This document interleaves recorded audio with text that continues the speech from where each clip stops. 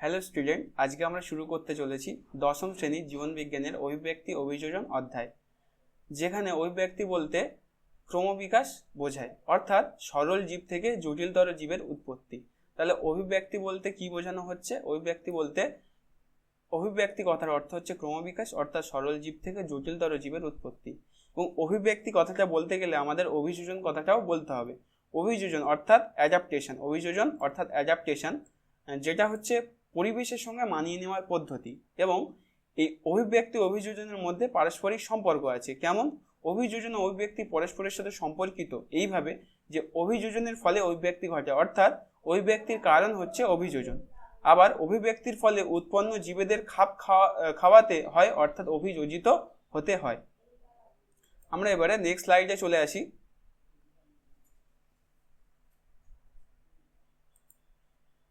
Next স্লাইডে বলা হচ্ছে যে অভিব্যক্তির ধারণা।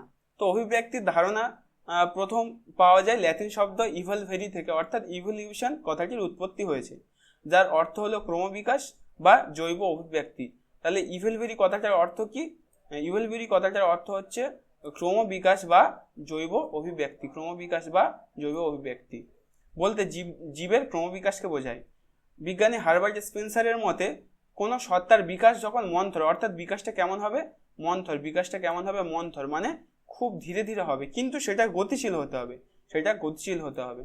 তাকে আমরা কি বলবো? তাকে আমরা অভিব্যক্তি বলবো। তো অভিব্যক্তির সংজ্ঞা যদি আমরা বলতে চাই, তাহলে যে মন্থর ও গতিশীল ধারাবাহিক প্রক্রিয়ায়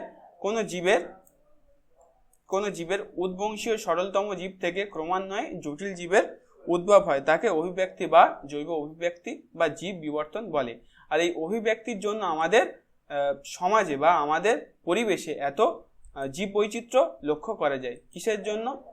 কিসের জন্য এত অভিব্যক্তি লক্ষ্য করা যায় আমাদের? তাহলে আমরা যদি লিখি, তাহলে আমরা কি লিখব? যে অভিব্যক্তি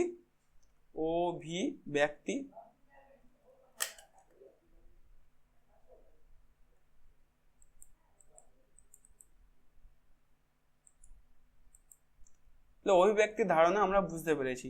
সংজ্ঞাটা একবার বলছি, যে মন্থর হতে হবে, মানে মন্থর অথচ গতিশীল, মানে বস্তুটি বা এই যে অভিব্যক্তিটি, সেটার সংজ্ঞা আমরা এভাবে বলতে পারি যে সেই যে প্রক্রিয়া সেটা খুব ধীরে ধীরে চলবে, কিন্তু সেটা গতিশীল হতে হবে। এবং এখানে কি হবে? সরল জীব থেকে জটিলতর জীব তৈরি হবে। কি হবে এখানে? সরল জীব থেকে জটিলতর জীব তৈরি হবে। সরল থেকে কি হবে? সরল থেকে জটিল জীব তৈরি হবে। জটিল জীব তৈরি হবে, তাকে আমরা কি বলবো? অভিব্যক্তি বলবো। অভিব্যক্তি কিভাবে ঘটে? ধীর এবং গতিশীল প্রক্রিয়ায় অভিব্যক্তি ঘটে। নেক্সট স্লাইডে কি আছে? রাসায়নিক বিবর্তনবাদ। তাহলে এই যে অভিব্যক্তিগুলো এত কাল ধরে চলে আসছে, সেটা তো আর একদিনে হয়নি, যেহেতু মন্থর প্রক্রিয়া। তাহলে সেই যে প্রক্রিয়াগুলো জীবের আবির্ভাব থেকে শুরু করে কিভাবে তাদের উপরে মতবাদ সৃষ্টি হয়েছে, সেগুলো সম্পর্কে আমরা জানবো। প্রথমে আমরা চলে আসি রাসায়নিক বিবর্তনবাদ। তাদের মধ্যে কে কে আছে? প্রভাবকের মধ্যে আছে বিদ্যুৎ শক্তির প্রভাবে অতিবেগুনি রশ্মি ও মহাজাগতিক রশ্মির বিকিরণের ফলে রাসায়নিক বিবর্তনবাদ বা জীবের আবির্ভাব তৈরি হয়েছিল। 300 কোটি বছর আগে জীবের আবির্ভাব হয়েছিল, আর পৃথিবীর সৃষ্টি হয়েছিল তারও 1 থেকে 150 কোটি বছর আগে, মানে 450 কোটি বছর আগে পৃথিবীর সৃষ্টি হয়েছিল। আর 300 কোটি বছর আগে সমুদ্র জলে জীবের প্রথম অস্তিত্ব পাওয়া গেছিল বলে বিজ্ঞানীদের অনুমান।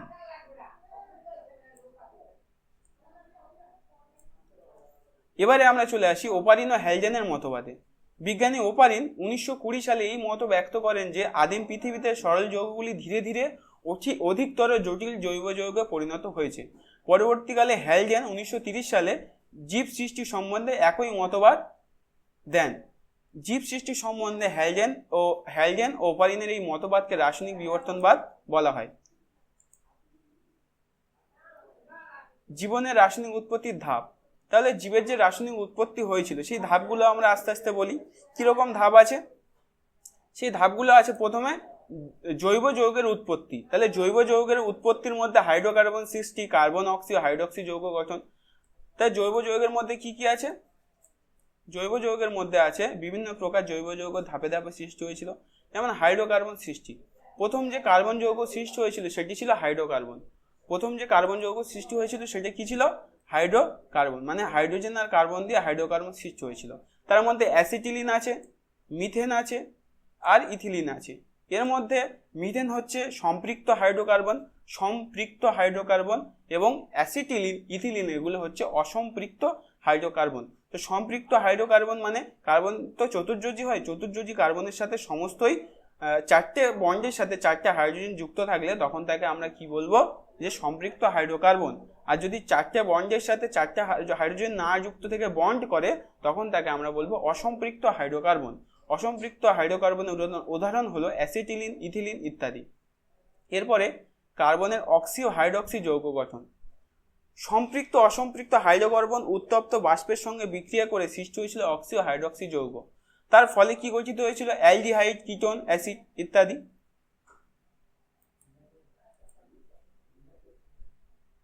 জীবনের রাসায়নিক উৎপত্তির ধাপ কি আছে? শর্করা সৃষ্টি। আমরা জানি যে ডিএনএ, আরএনএ এগুলো তৈরি হতে গেলে আমাদের পেন্টোজ শর্করা লাগে। কি লাগে আমাদের? পেন্টোজ শর্করা লাগে। ডিএনএ, আরএনএ তৈরি হতে গেলে আমাদের কি লাগে? পেন্টোজ শর্করা। তো পেন্টোজ শর্করা যদি লাগে তাহলে আমরা তো জানি যে ডিএনএ, আরএনএ আমাদের জীবনের উৎপত্তির ধাপ, জিনগত বৈশিষ্ট্য নিয়ে আসে। তাহলে সেখানে হাইড্রক্সি যৌগগুলো কার্বন, হাইড্রোজেন, অক্সিজেনের সঙ্গে যুক্ত করে শর্করা তৈরি করেছিল। কি শর্করা? গ্লুকোজ, ফ্রুক্টোজ, সুক্রোজ এই ধরনের শর্করা তৈরি করেছিল। স্নেহ পদার্থ বা লিপিড, লিপিডের মধ্যে যদি আমি বলি অ্যালডিহাইড ও কিটোন প্রথমে ঘনীভূত হয়ে পলিমার গঠন করে, মানে অ্যালডিহাইড ও কিটোন মনোমার ছিল, পরে ঘনীভূত হয়ে তারা পলিমার গঠন করেছে এবং তাদের জারণ হয়েছে। জারণের ফলে কি তৈরি হয়েছে? ফ্যাটি অ্যাসিড তৈরি হয়েছে। কি তৈরি হয়েছে? ফ্যাটি অ্যাসিড তৈরি হয়েছে। আর আদি সমুদ্রে ফ্যাটি অ্যাসিড ও গ্লিসারল যুক্ত হয়ে ফ্যাট বা স্নেহ পদার্থ সৃষ্টি হয়। এবারে অ্যামাইনো অ্যাসিড। আমরা জানি যে আমাদের জীবদের গঠনে প্রোটিন এক অপরিহার্য। তাহলে প্রোটিন কিভাবে তৈরি হয়? অ্যামাইনো অ্যাসিডের যে মনোমারগুলি সেগুলি পরস্পর মিলিত হয়ে কি হয়? প্রোটিন তৈরি হয়। তাহলে হাইড্রোকার্বন যৌগগুলির অ্যামোনিয়া ও জলের সাহায্যে অ্যামাইনো অ্যাসিড গঠন করে এবং অ্যামাইনো অ্যাসিড থেকে কি তৈরি হয়? অ্যামাইনো অ্যাসিড থেকে প্রোটিন তৈরি হয়।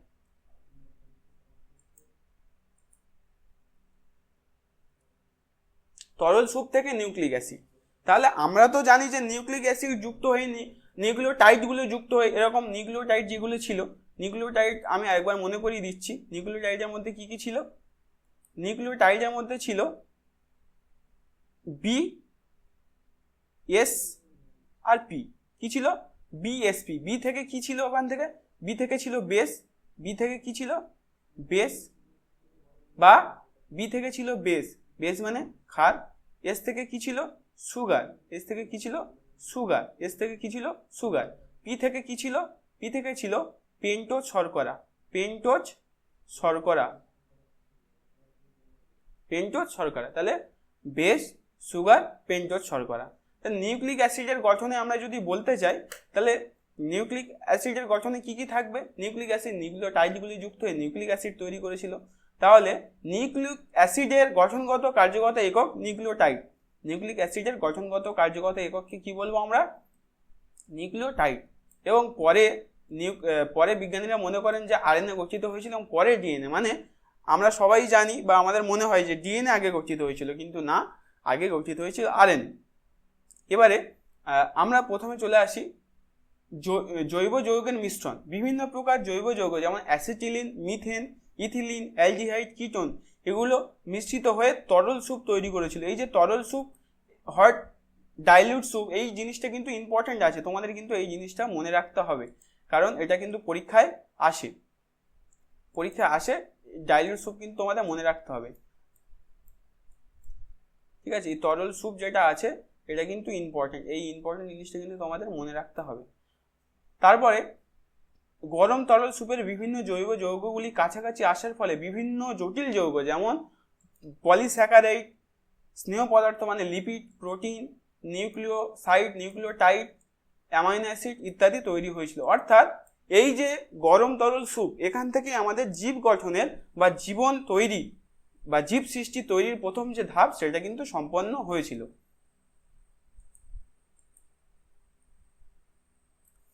প্রোটোবায়োন্ট ও প্রোটোসেল। প্রো কথার অর্থ আদি, তাহলে প্রোটোসেল মানে কি? আদি কোষ। তো তার আগে আমাকে বলতে হবে কোয়াসার্ভেট আর মাইক্রোস্ফিয়ার। কোয়াসার্ভেট মানে কি? ওপারিন 1920 সালে প্রোটিনগুলি গরম তরল স্যুপ থেকে আলাদা হয়ে একসঙ্গে জড়ো হয়ে গঠিত হয় কোলয়েড। অর্থাৎ প্রোটিনগুলি ঘনীভূত হয়ে কি তৈরি করে? কোলয়েড জাতীয় একটি পদার্থ, যাকে আমরা বলি কোয়া সার্ভেট। আর এই কোয়া সার্ভেটে কি কি থাকে? কোয়া সার্ভেটে থাকে লিপিড। কোয়া সার্ভেটে কি কি থাকে? Lipid, protein, carbohydrate. Lipid, protein, carbohydrate. অর্থাৎ জীব গঠনের প্রধান যে বস্তুগুলো লাগে বা উপাদানগুলো লাগে তার মধ্যে লিপিড, প্রোটিন, কার্বোহাইড্রেট এই ওপারিন কোয়া সার্ভেট থেকে পাওয়া যায়, যেটি আমাদের বিজ্ঞানী ওপারিন বলেছিলেন। যাতে কোষ পর্দার মধ্যে দ্বিস্তরীয় আবরণ থাকে, তার মধ্যে এখান থেকেই আদিকোষ সৃষ্টি হয়। তাহলে পরীক্ষায় আসে যে কোয়া সার্ভেট তত্ত্বের প্রবক্তা কে? কি আসে? কোয়া সার্ভেট তত্ত্বের প্রবক্তা। পরীক্ষায় এটা আসে যে কোয়া সার্ভেট তত্ত্বের প্রবক্তা কে? মাইক্রোস্ফিয়ার যদি এরকম কোশ্চেন দেয় যে মাইক্রোস্ফিয়ার তত্ত্বের প্রবক্তাকে, তাহলে বিজ্ঞানী ফক্স। অর্ধভেদ্য পর্দা, তাহলে কোয়া সার্ভেট বলেছিলেন বিজ্ঞানী ওপারিন, আর মাইক্রোস্ফিয়ার তত্ত্বের প্রবক্তা হচ্ছে বিজ্ঞানী ফক্স। তিনি বলেছিলেন অর্ধভেদ্য পর্দা প্রধানত প্রোটিনের একটি গঠন, তার মতে এটি প্রথম কোষ। তাহলে মাইক্রোস্ফিয়ার তত্ত্বের প্রবক্তা বিজ্ঞানী ফক্স, তার মতে এটি প্রধান কোষ। এবার আমরা প্রোটোসেলে চলে আসি। প্রোটোসেল কোয়া সার্ভেট বা মাইক্রোস্ফিয়ার সঙ্গে নিউক্লিক অ্যাসিড যুক্ত হয়ে প্রথম কোষ বা প্রোটোবায়ন বা প্রোটোসেল উৎপন্ন করেছিল। তাহলে কোয়া সার্ভেট ও মাইক্রোস্ফিয়ার নিউক্লিক অ্যাসিডের সঙ্গে যুক্ত হয়ে কি করেছিল? প্রথম কোষ বা প্রোটোবায়ন তৈরি করেছিল। সুতরাং প্রথম কোষ সৃষ্টি হয়েছিল সমুদ্রের জলে। তাহলে এই কোশ্চেনটাও আসে, প্রথম কোষ সৃষ্টি হয়েছিল সমুদ্রের জলে।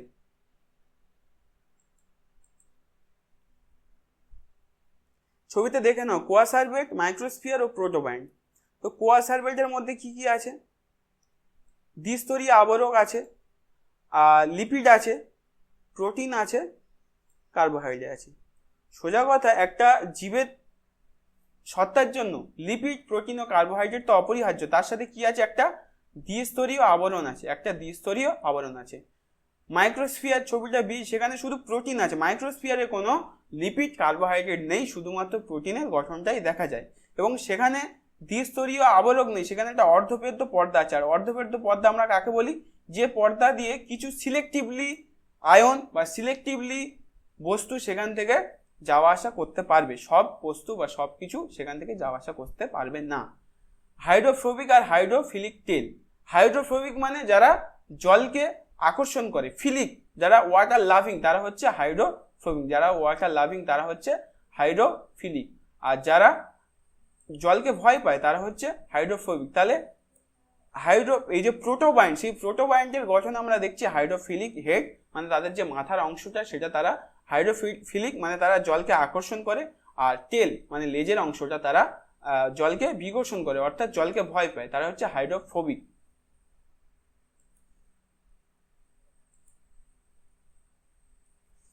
বিজ্ঞানী মিলার ও উরের পরীক্ষা। বিজ্ঞানী মিলার আর উরের পরীক্ষা।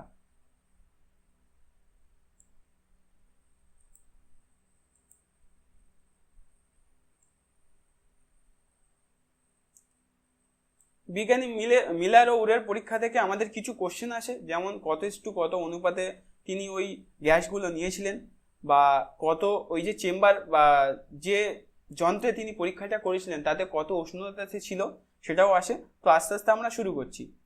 স্ট্যানলি মিলার ও হ্যারল্ড উরে 1953 খ্রিস্টাব্দে একটি যন্ত্র আবিষ্কার করে প্রমাণ করেন ওপারিন ও হ্যালজেনের রাসায়নিক সংশ্লেষ সম্পর্কে অনুমান সত্য। অর্থাৎ মিলার ও উরে যে পরীক্ষা করেছিল সেটা কার উপর ভিত্তি করে? যেটা হ্যালজেন আর ওপারিন দিয়েছিল, তাদের যে রাসায়নিক সংশ্লেষ, তাদের যে মতবাদ, সেই মতবাদের উপরে ভিত্তি করে তারা এই মিলার ও উরের পরীক্ষাটা ঘটিয়েছিল। পরীক্ষাগারে আদি পৃথিবীর পরিবেশ সৃষ্টি করার প্রয়াস করেন, অর্থাৎ তারা কৃত্রিমভাবে যে আদি পৃথিবীতে যেরকম পরিবেশ ছিল সেই পরিবেশ সৃষ্টি করার চেষ্টা করেন। টানা 14 দিন ধরে পরীক্ষাটি পুনরাবৃত্ত করেন, টানা 18 দিন ধরে পরীক্ষাটি পুনরাবৃত্ত করেন। এই যন্ত্রের বিভিন্ন অংশ তড়িৎ কি আছে? তড়িৎ সংযোগ যন্ত্র, যা টাংস্টেন দিয়ে তৈরি, গোলাকার কাঁচের ফ্লাস্ক আছে, আর গোলতল ফ্লাস্ক আছে, ইউ আকৃতির কাঁচের নল আছে, আর ঘনীভবন যন্ত্র অর্থাৎ কনডেন্সার আছে। তো এই ছবিগুলো দেখা পাচ্ছ। 2 নম্বরে কি থাকে? গোলাকার কাঁচের ফ্লাস্ক, আর 1 নম্বরে থাকে তড়িৎ সংযোগ যন্ত্র, 3 নম্বরে যেটা থাকে হচ্ছে গোলতল ফ্লাস্ক, 4 নম্বরে ঘনীভূত কাঁচের নল, 5 নম্বরে কন্ডেন্সার অর্থাৎ ঘনীভবন যন্ত্র। তো আমরা মিলার ও উরের পরীক্ষাতে যন্ত্র সম্পর্কে জানতে পারলাম। এবারে আমরা তাদের পরীক্ষার যে পদ্ধতি সেই সম্বন্ধে আলোচনা করব। তো পদ্ধতিতে তিনি কি করেছিলেন? পদ্ধতিতে তিনি বড় গোলাকার কাঁচের ফ্লাস্কে মিথেন, CH4, অ্যামোনিয়া এবং হাইড্রোজেন অর্থাৎ methane, ammonia, hydrogen H2 gas যা 2:1 অনুপাতে জলীয় বাষ্পের মধ্যে রেখেছিলেন।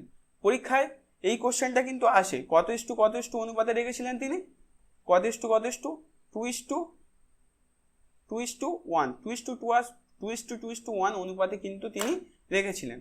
এবং ছোট গোলাকার ফ্লাস্ক থেকে ফোটানো জলের বাষ্প নলের মাধ্যমে গোলাকার ফ্লাস্কে আসে। টাংস্টেন ইলেকট্রোডের মধ্যে কত ভোল্ট রাখা হয় এই কোশ্চেনটা কিন্তু দিতে পারে যে 60,000 ভোল্টের বিদ্যুৎ প্রয়োগ করা হয়। মিলার ও উরের পরীক্ষায় যে যন্ত্র রাখা হয়েছিল সেখানে 60,000 ভোল্টের বিদ্যুৎ প্রয়োগ করা হয়। ঘনীভবন যন্ত্রটি দেখতে কেমন? ইউ আকৃতির হয়, এই কোশ্চেনটাও দিতে পারে। ঘনীভবন যন্ত্রটি দেখতে ইউ আকৃতির হয়। ফলাফল কি হয়েছিল? পদ্ধতিও ইম্পর্টেন্ট, ফলাফলও ইম্পর্টেন্ট। তো ফলাফল থেকে আমরা কি বলতে পারি? উৎপন্ন পদার্থগুলি কি ছিল? Glycine, glycolic acid, alanine, lactic acid, succinic acid, aspartic acid, formic acid, urea ও আরো অনেক যৌগ। এছাড়া তিনি অ্যাডেনিনও উৎপন্ন করতে সক্ষম হয়েছিল। অর্থাৎ আমাদের যে বেস পেয়ার, সেই বেস পেয়ারের মধ্যে অ্যাডেনিনও তিনি তৈরি করতে সক্ষম হয়েছিলেন।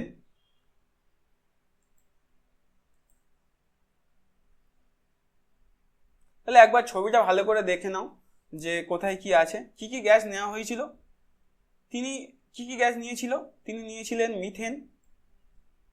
মিথেন নিয়েছিলেন, NH3 নিয়েছিলেন, অ্যামোনিয়া নিয়েছিলেন, মিথেন, অ্যামোনিয়া, জল এবং হাইড্রোজেন গ্যাস নিয়েছিলেন। কন্ডেন্সার উষ্ণ নির্গমন, শীতল নির্গমন, জলের মধ্যে জৈব যৌগ মিশ্রিত জল।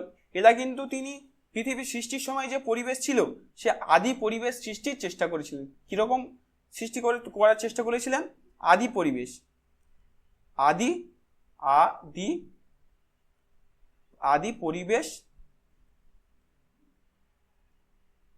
সৃষ্টি করার চেষ্টা করেছিলেন। সেটা কি তিনি কিভাবে করেছিলেন? তিনি কৃত্রিমভাবে চেষ্টা করেছিলেন। কৃত্রিমভাবে আদি পরিবেশ সৃষ্টির চেষ্টা করেছিলেন।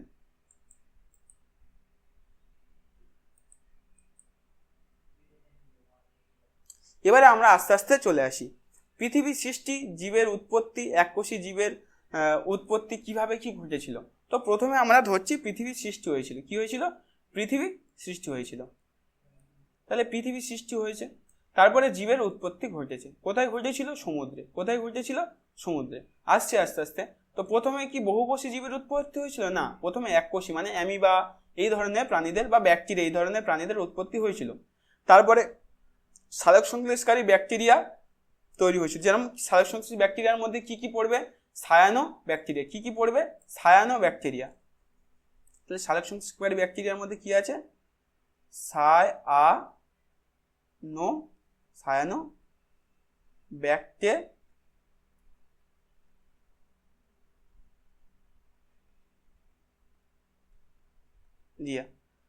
ব্যাকটেরিয়া। পৃথিবীতে নতুন বাসস্থানের তারপরে বহুকোষী জীবের উৎপত্তি হয়েছিল। তারপরে কি হয়েছিল? বহুকোষী জীবের উৎপত্তি। এরপরে মাছ ও মেরুদণ্ডী প্রাণীর উৎপত্তি হয়েছিল। ডাঙার উদ্ভিদের বিবর্তন, যেন বিরুৎ, গুল্ম, বৃক্ষ। আচ্ছা, বিরুৎ জাতীয় উদ্ভিদের উদাহরণ হচ্ছে ধান। তাহলে বিরুৎ জাতীয় উদ্ভিদের উদাহরণ কি হচ্ছে? ধান। আমরা একটু লিখে নিই কি কি আছে।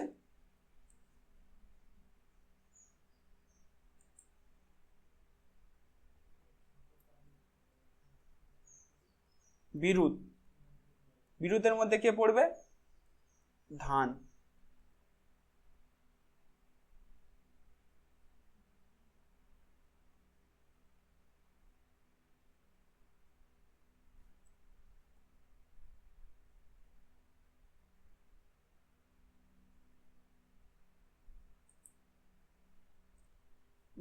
বিরুতের মধ্যে পড়বে ধান, গুল্মের মধ্যে পড়বে জবা ও বৃক্ষের মধ্যে আম জাতীয় উদ্ভিদ। তারপর পৃথিবীতে নতুন বাসস্থানের উদ্ভব হয়েছিল। এরপরে যেটা এসেছিল সেটা হচ্ছে চার পেয়ে মেরুদণ্ডী প্রাণীর আবির্ভাব ঘটেছিল।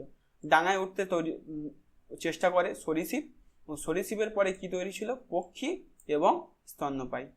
পক্ষী এবং স্তন্যপায়ী।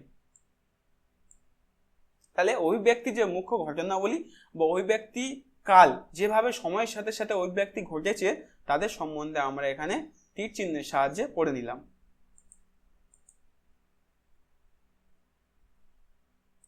জৈব অভিব্যক্তির মতবাদ। তাহলে এখানে কি আছে? জৈব অভিব্যক্তির মতবাদ। সেই জৈব অভিব্যক্তির মতবাদের মধ্যে ল্যামার্কের মতবাদ সবচেয়ে বেশি ইম্পর্টেন্ট। ল্যামার্কের মতবাদ সবচেয়ে বেশি ইম্পর্টেন্ট। ল্যামার্কের মতবাদে আমরা চলে যাই।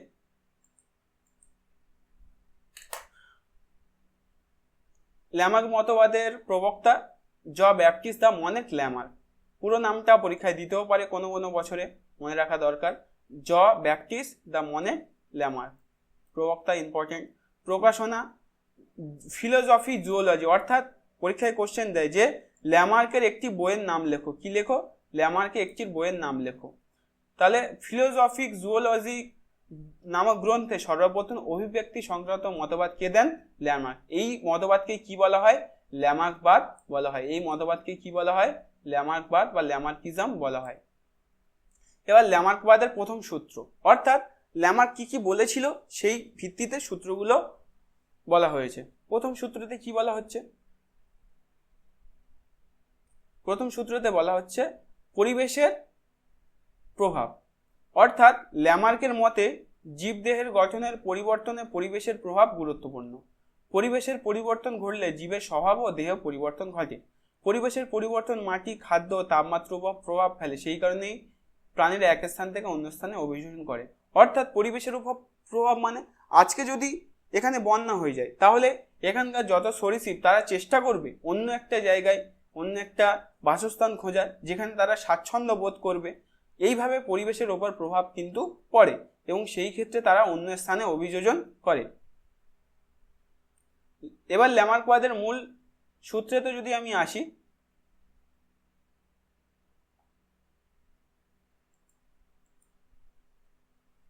তাহলে ল্যামার্কবাদের মূল সূত্র কি আছে? অঙ্গের ব্যবহার ও অব্যবহার। ল্যামার্ক এটা বলতে চেয়েছে যে পরিবেশের সঙ্গে খাপ খাইয়ে চলার উদ্দেশ্যে ক্রমাগত ব্যবহারের ফলে নির্দিষ্ট অংশ সবল ও সুগঠিত হয়, আর অপরপক্ষে ক্রমাগত অব্যবহারের ফলে অবক্ষয় বা অব্যবহৃত অঙ্গগুলি দুর্বল, ক্ষয়প্রাপ্ত, কালক্রমে অবলিপ্ত হয়। যদি আমি একটা কথা বলি, আমাদের হাত, পা, নাক, চোখ, কান সবসময় ব্যবহার হচ্ছে। যদি আমরা ব্যবহার না করতে থাকি তাহলে সেই অঙ্গটা সময়ের সাথে সাথে বিলুপ্ত হয়ে যাবে। যেমন আমাদের পূর্বের যারা ছিল তাদের কিন্তু লেজ ছিল, মানে শিম্পাঞ্জি, বানর এদের কিন্তু লেজ ছিল, কিন্তু আধুনিক মানুষের কিন্তু কোনো লেজ নেই, কারণ লেজগুলির অব্যবহার করা হয়েছে, ব্যবহার করা হয়নি, তাই অঙ্গগুলো আস্তে আস্তে দুর্বল ও ক্ষয়প্রাপ্ত হয়ে গেছে। কিন্তু যেগুলো আমরা ব্যবহার করছি, হাত, পা, এগুলো কিন্তু আমাদের সবসময়ের জন্য ভালো আছে বা আমাদের কাজের জন্য আছে। এবার অর্জিত বৈশিষ্ট্যের উত্তরাধিকার সূত্র। অর্জিত বৈশিষ্ট্য মানে কি? পরিবেশের উপর জীবকালে যেসব বৈচিত্র্য অর্জিত হয় তা পরবর্তী প্রজন্মে জীবের সঞ্চারিত হয়। প্রতি প্রজন্মে অর্জিত সামান্য মাত্রার পরিবর্তন পরবর্তী প্রজন্মে জমা হতে হতে একটি বড় পরিবর্তন দেখা যায়। অর্থাৎ যদি আমি বলি শিম্পাঞ্জি, তাদের যে বুদ্ধি ছিল তার থেকে আধুনিক মানুষের বুদ্ধি বেশি, কিন্তু সেটাকে একদিনে এসছে, আস্তে আস্তে আস্তে আস্তে চেঞ্জ এসছে। সেই সময়ের সাথে সাথে চেঞ্জ আসা যে একটা বৈশিষ্ট্য, সেই বৈশিষ্ট্যটা আমার এসছে, আমার থেকে আমার সন্তানের যাবে, কিন্তু আমার থেকে পুরোটা আমার সন্তানের যাবে না, কিন্তু কিছুটা যাবে। এইভাবে যেতে যেতে যেতে একটা বড় পরিবর্তন দেখা যায়, সেটাকে আমরা বলি অর্জিত বৈশিষ্ট্যের উত্তরাধিকার সূত্র। নেক্সট আমাদের যেটা আছে সেটা হচ্ছে অরিজিন অফ নিউ স্পিসিস, অর্থাৎ নতুন প্রজাতির উৎপত্তি। নতুন প্রজাতির উৎপত্তি। ল্যামার্কের তত্ত্ব অনুযায়ী অর্জিত বৈশিষ্ট্যের বংশানুসরণের ফলে এবং প্রত্যেকটি জনুতে নতুন কোনো বৈশিষ্ট্য অর্জিত হওয়ার ফলে ধীরে ধীরে একটি প্রজাতি সৃষ্টি হয়। অর্থাৎ এই যে বৈশিষ্ট্যগুলো আসছে, মানে অভিব্যক্তির জন্য সময়ের সাথে সাথে যে চেঞ্জ আসছে, সেই চেঞ্জ কিন্তু একটা নতুন প্রজাতির জন্ম দেয়, এবং এগুলো সবগুলি ল্যামার্কের মতবাদ।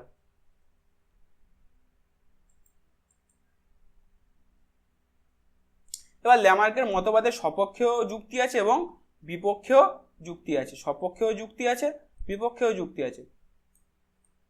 তো ওই মতবাদের সপক্ষে যুক্তিগুলো আমরা দেখে নিই। কি কি আছে? হাঁসের লিপ্ত পথ। তা হাঁসের আমরা দেখি লিপ্ত পথ দেখা যায়। স্থলচর পাখি যাদের খোঁজে জলে যাওয়ার পর ক্রমাগত সাঁতার কাটতে হয়, তাদের যে আঙুলগুলো অন্তর্বর্তী স্থানে পাতলা চামড়া যুক্ত হয়ে তাদের লিপ্ত পদে পরিণত হয়েছে। তাহলে ল্যামার কি বলেছিল? যে পরিবেশের সঙ্গে মানিয়ে নিতে হবে, তাই তো? তাহলে মানিয়ে নেওয়ার সময় আমাদের কি করতে হচ্ছে?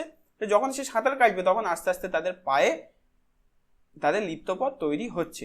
এবার যদি হাঁসের যদি না পুকুরে নামতে হয়, তাহলে আস্তে আস্তে এই পা বা এই লিপ্ত পথ কিন্তু থাকবে না। নেক্সট যদি আমি চলে আসি জিরাফের গলা, তাহলে হাঁসের লিপ্ত পথ পড়লাম। এবার যদি জিরাফের গলাতে চলে আসি, তাহলে জিরাফের গলা কি হয়? খুব খর্ব গলাযুক্ত। জিরাফ উঁচু গাছের পাতা খাওয়ার জন্য সামনের পা এক প্রজন্ম পরে পরে পরে পরে বাড়াতে বাড়াতে আজকের প্রজন্ম কিন্তু লম্বা জিরাফ এসে দাঁড়িয়েছে। অর্থাৎ আমি বলতে চাইছি যে জিরাফের মুখ ঘাড় একদিনে লম্বা হয়নি। জিরাফ কিন্তু আস্তে আস্তে আস্তে আস্তে দেখার চেষ্টা করেছে, খাওয়ার চেষ্টা করেছে, উদ্ভিদের কাছে পৌঁছানোর চেষ্টা করেছে, সেই জন্য কিন্তু তাদের মুখ বা গলা লম্বা হয়ে গেছে। এবং সেটা কিন্তু সময়ের সাথে সাথে হয়েছে, একদিনে হয়নি যে একটা জিরাফ চেয়েছে লম্বা হয়েছে তার পরের জেনারেশন লম্বা হয়ে গেছে, এরকম না। সেটা সময়ের সাথে সাথে একটু একটু করে পরিবর্তন এসছে। সাপের পা বিলুপ্তি। পূর্বপুরুষের গিরগিটির মতো 4টি পা ছিল, সাপেরও পা ছিল, কিন্তু ভূগর্ভে অভিযোজন, অর্থাৎ তাই তো মাটির মধ্যে যাওয়া আসা করতে হয়, ক্রমাগত অব্যবহার। কারণ তারা তো মাটির সাথে সংস্পর্শে রেখে তারা বেয়ে বেয়ে চলে যায়, তাই জন্য তাদের পাগুলো ব্যবহার করতে হয় না, তাই তাদের পাগুলো সম্পূর্ণভাবে বিলুপ্ত হয়ে গেছে। উট পাখির ডানা। এই পায়ে সাপের পা বিলুপ্তি কি আমাদের কোন সূত্রকে ব্যক্ত করে? অঙ্গের ব্যবহার ও অব্যবহারের সূত্র। অঙ্গের ব্যবহার ও অব্যবহারের সূত্রকে ব্যক্ত করে। এবার উট পাখির ডানাতে আমি চলে আসি, তাহলে সাপের পা বিলুপ্তি হয়ে গেল। এবারে উট পাখির ডানা।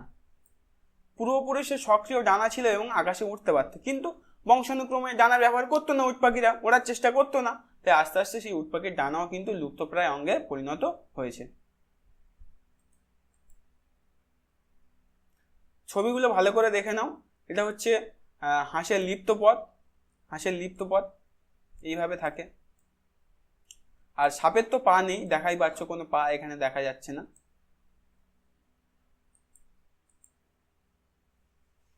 এবার ল্যামার কোনো একটা থিওরি দেয়া হলে সবসময় মনে রাখবে, সপক্ষে যদি তার প্রমাণ থাকে, বিপক্ষে অনেক প্রমাণ থাকে, কারণ অনেক বিজ্ঞানীরা সেই প্রমাণগুলো খুঁজতে নিজেদের সমস্ত সময় দিয়ে দেয়। তো ল্যামার্কের মতবাদের বিপক্ষে বিজ্ঞানী ভাইসম্যান কি করেছিলেন? ইঁদুরের পরীক্ষা করেছিলেন। তিনি একটাই কাজ করেছিলেন, যে একজোড়া ইঁদুর দম্পতি লেজ কেটে তাদের প্রজনন ঘটালেন। অর্থাৎ একজোড়া দম্পতি, যারা ইঁদুর দম্পতি, তাদের দুটো লেজ কেটে দিলেন, পুরুষ ইঁদুর ও স্ত্রী ইঁদুরের লেজ কেটে নিলেন, এবং তাদের 36 জন, অর্থাৎ 36টা প্রজন্ম ধরে তাদের কিন্তু 36টা প্রজন্ম ধরে তাদের প্রজনন ঘটালেন। কিন্তু তারপরেও দেখলেন যে লেজবিহীন ইঁদুর সৃষ্টি হয়নি। অর্থাৎ এখানে অঙ্গের ব্যবহার বা অর্জিত বৈশিষ্ট্যের বংশানুসরণ সূত্র কিন্তু ফেলিওর হয়ে যাচ্ছে। নেক্সট হচ্ছে ড্রসোফিলা মাছির পরীক্ষা। কি করা হয়েছিল? মাছিকে পরপর 60 জন ধরে অন্ধকার ঘরে রেখে জনন ঘটানো হয়। মানে ওদের 60 জন, মানে 60টা জেনারেশন অন্ধকার ঘরে রেখে প্রজনন করানো হওয়ার পরেও কোনো মাছি কিন্তু অন্ধ হয়ে জন্মায়নি। অর্থাৎ এখানেও কিন্তু অঙ্গের ব্যবহার বা অর্জিত বৈশিষ্ট্যের বংশানুসরণ সূত্র কিন্তু ফেলিওর হয়ে যায়। উক্ত পরীক্ষা দুটি থেকে স্বাভাবিকভাবে ল্যামার্কের তত্ত্বকে অস্বীকার করা যায়, কারণ আমরা তো এখানে প্রমাণ সহ দিচ্ছি, আর বিজ্ঞান আমাদের প্রমাণ চাই। ল্যামার পরীক্ষায় আসে যে ল্যামার্কের সপক্ষে দুটি ও বিপক্ষে দুটি প্রমাণ ব্যক্ত করো বা লেখো বা ব্যাখ্যা করো, এরকম কিন্তু পরীক্ষায় আসে।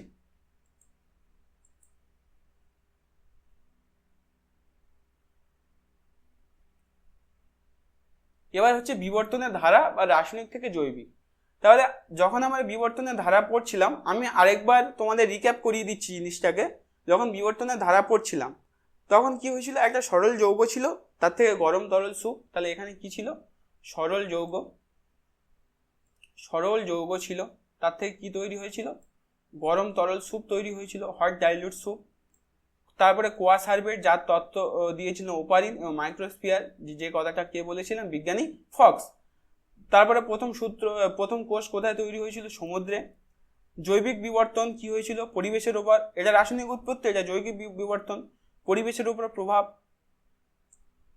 খাপ খাইয়ে নেওয়ার ক্ষমতা এবং অঙ্গের ব্যবহার ও অব্যবহার, অর্থাৎ অঙ্গটা ব্যবহার করলে সেই অঙ্গটা জেনারেশনের পর জেনারেশন আসতে থাকবে, কিন্তু অব্যবহার করলে আস্তে আস্তে সেটা ক্ষয়প্রাপ্ত বা বিলুপ্ত হয়ে যাবে।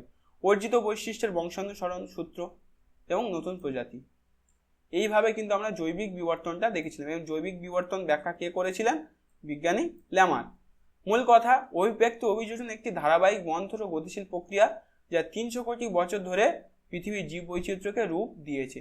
তাহলে পরীক্ষায় যদি কোশ্চেন দেয় যে জীব বৈচিত্র্যের কারণ কি, তাহলে অভিব্যক্তি অভিযোজন কিন্তু জীব বৈচিত্র্যের একটা প্রধান কারণ।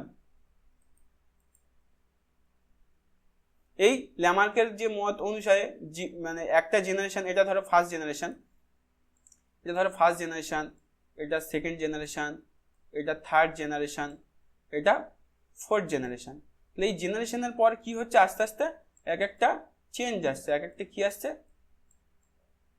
চেঞ্জ আসছে। এই চেঞ্জগুলো একদিন কিন্তু জিরাফকে তার ঘাড় কিন্তু লম্বা করতে সাহায্য করে। এবং এই চেঞ্জটা একদিনে আসেনি, কারণ আমরা জানি যে অভিব্যক্তি একটা ধীর এবং গতিশীল প্রক্রিয়া। তারপর উট পাখির ডানা, উট পাখি ওড়ার চেষ্টা না করার দরুন উট পাখির ডানা কিন্তু আস্তে আস্তে কি হয়ে গেছে, বিলুপ্ত হয়ে গেছে।